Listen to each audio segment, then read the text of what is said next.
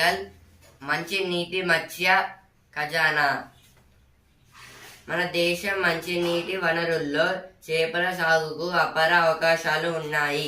అవి గణనీయమైన ఆదాయాన్ని అందిస్తాయి, ఉపాధిని సృష్టిస్తాయి. తద్వారా స్థానిక ఆర్థిక వ్యవస్థ బలోపేతం అవుతుంది. ఈ రంగానికి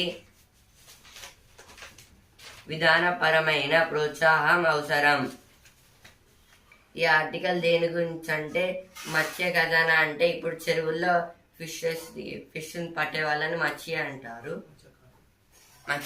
అని అంటారు. ఇంకా